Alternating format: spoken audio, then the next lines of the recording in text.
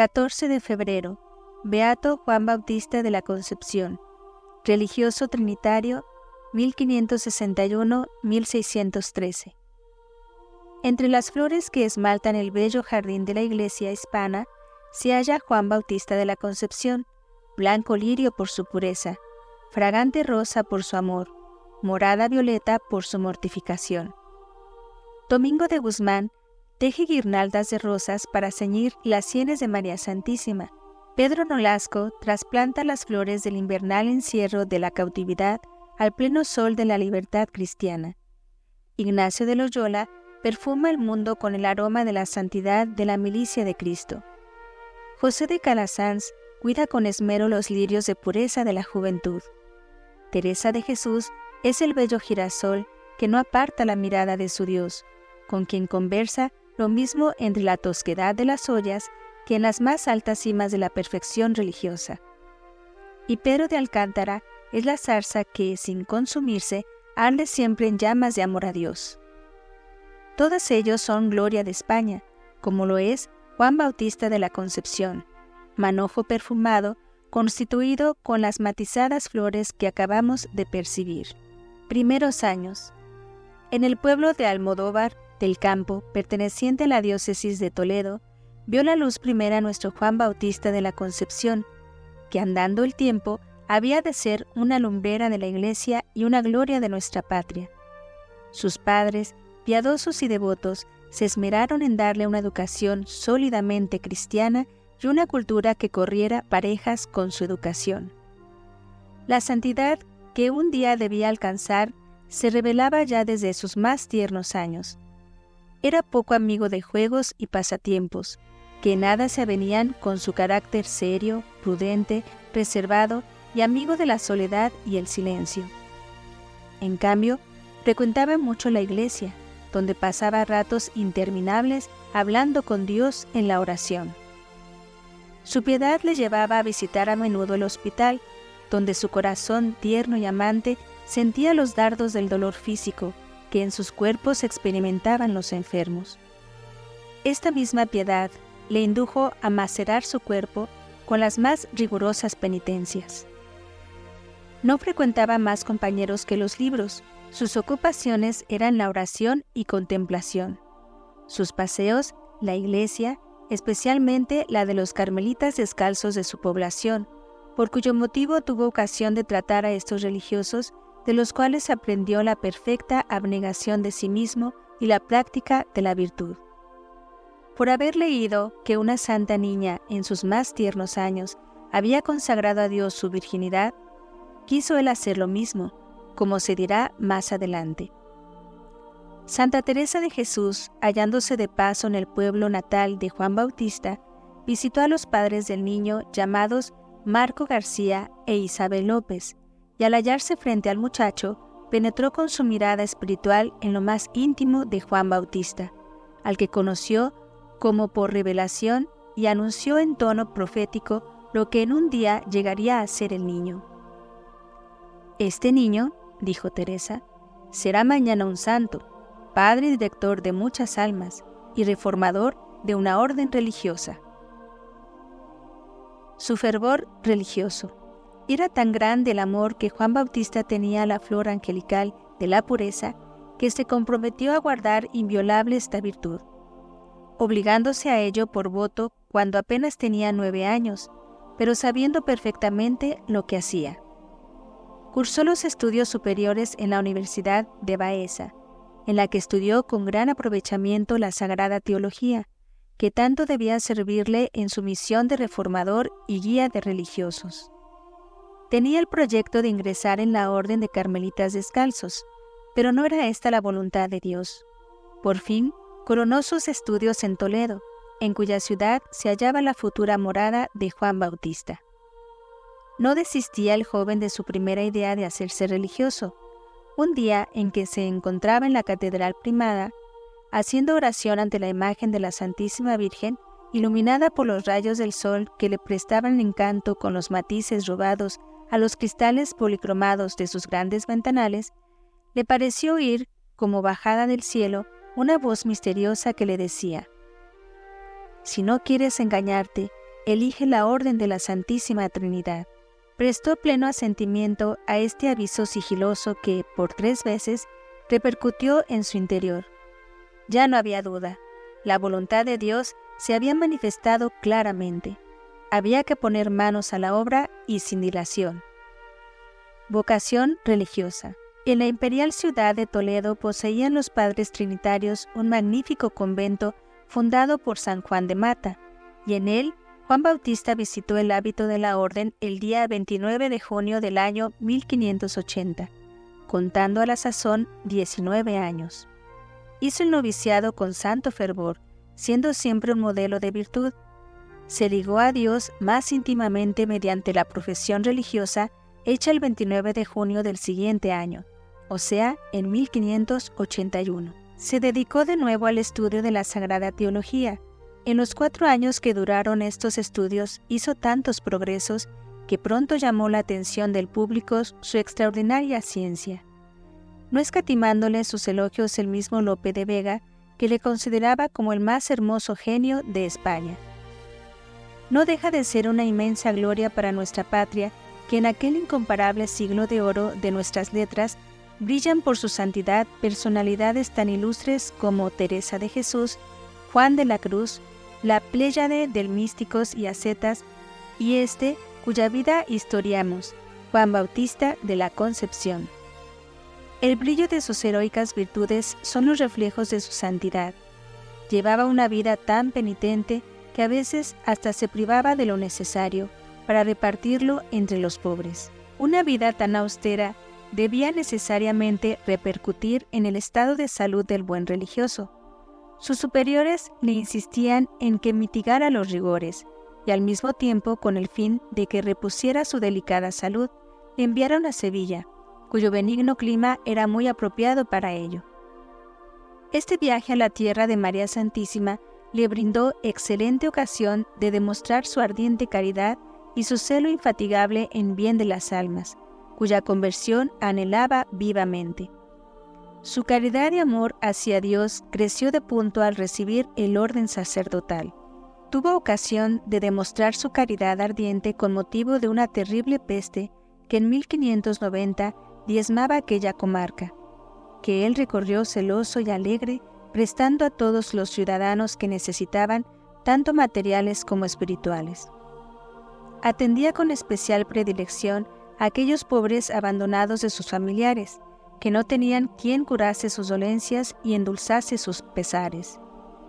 A todos asistía y a todos consolaba con el bálsamo de su amor. Les prestaba los auxilios de la religión y los ayudaba a bien morir. Era el paño de lágrimas de todos los que sufrían, y se mostraba verdadero padre, lleno de abnegación y caridad para con todos. Cuando hubo cesado la negra epidemia, se dedicó a evangelizar a los moros de Andalucía, particularmente a los que se hallaban en la provincia de Jaén. Su predicación elocuente y llena de unción, unida a la gracia de Dios que obraba en él, fue la causa de que muchos infieles abrazaran la religión de Jesucristo. Cuando subía a la Sagrada Cátedra, dice un autor moderno, su voz resonaba potente, su rostro parecía iluminarse, palabras de fuego brotaban de sus labios, y todo él, más que hombre, semejaba un ángel bajado a la tierra para comunicar a los pecadores el amor de su alma inflamada. Juan Bautista, reformador. La no vieja profecía de Santa Teresa acerca de nuestro santo iba a tener pronto cumplimiento. El carácter de reformador es lo que le ha inmortalizado y quizás lo que le abrió más ampliamente las puertas del cielo. La Orden de los Trinitarios, fundada hacía ya 4 siglos por San Juan de Mata, había perdido el prístino fervor que le dio origen y constituyó su savia espiritual durante aquellas centurias de su pasada historia. La observancia regular había venido a menos. Los religiosos más fervorosos deseaban una reforma interna de la orden. Pero, ¿quién debía llevarla a cabo? Aquel niño excepcional de Almodóvar del Campo, aquel fenómeno de santidad descubierto por Santa Teresa, la mística doctora, recibió la inspiración divina para acometer tan ardua empresa. Era la voluntad de Dios, y por esto Juan Bautista de la Concepción no titubeó y se lanzó, resignado y generoso, a la gigantesca obra. No le faltarán trabajos y dificultades, pero su virtud supo sobreponerse a todo, y la gracia de Dios estaba con él. Los religiosos más piadosos y ejemplares constituyeron el núcleo central, el fermento que debía regenerar la masa restante que, al fin, aceptó también el plan de la reforma. Se empezó por elegir en cada provincia 2 o 3 conventos donde se guardase en todo su vigor la primitiva observancia.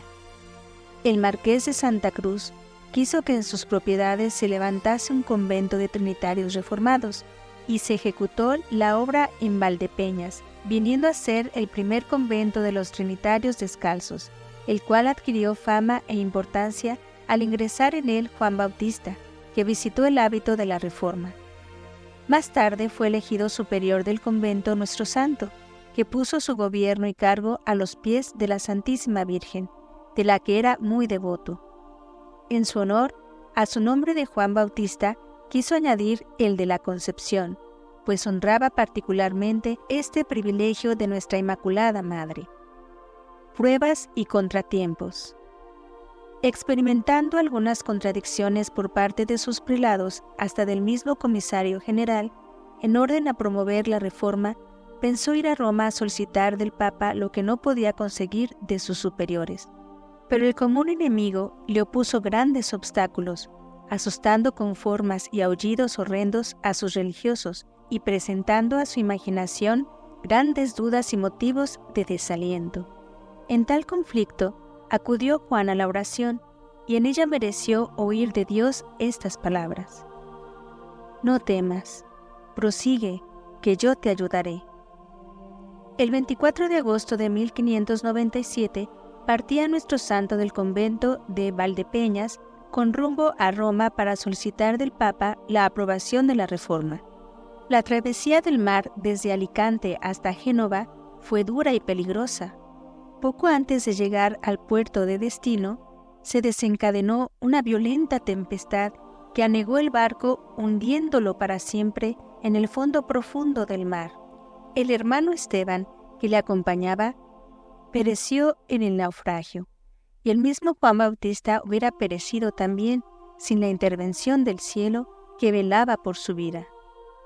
Los trinitarios de Roma, que no veían con buenos ojos la reforma, acusaron a Juan Bautista de haberse fugado del convento con una crecida cantidad de dinero, calumnia que muchos creían cierta, por lo cual fueron abandonándole paulatinamente, dejándole casi solo.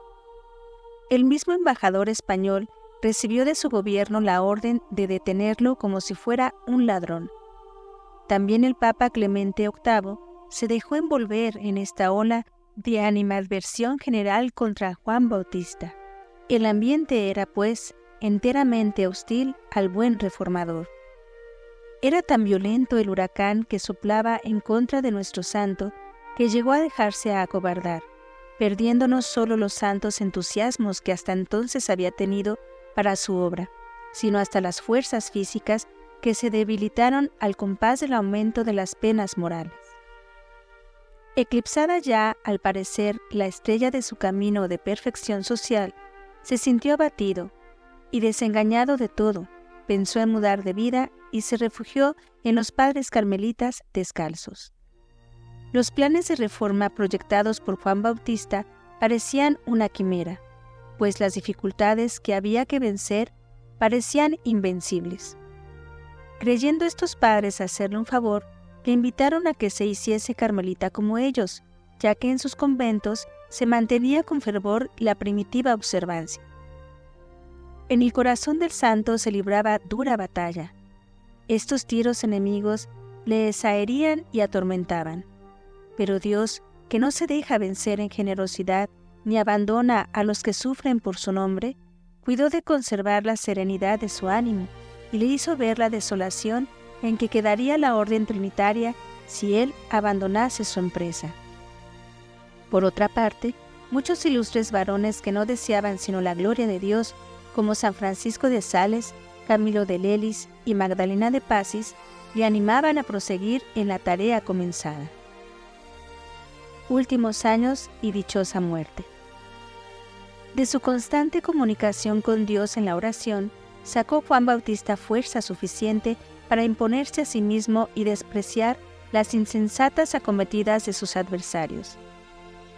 Para ponerse más a salvo de los dardos de sus enemigos, huyó a Gaeta y se hospedó en el palacio episcopal de esta ciudad, cuyo señor obispo le obsequió con las muestras de la más caritativa y verdadera amistad. Gracias a este buen trato, Juan Bautista recobró pronto las perdidas fuerzas y con ellas los antiguos entusiasmos.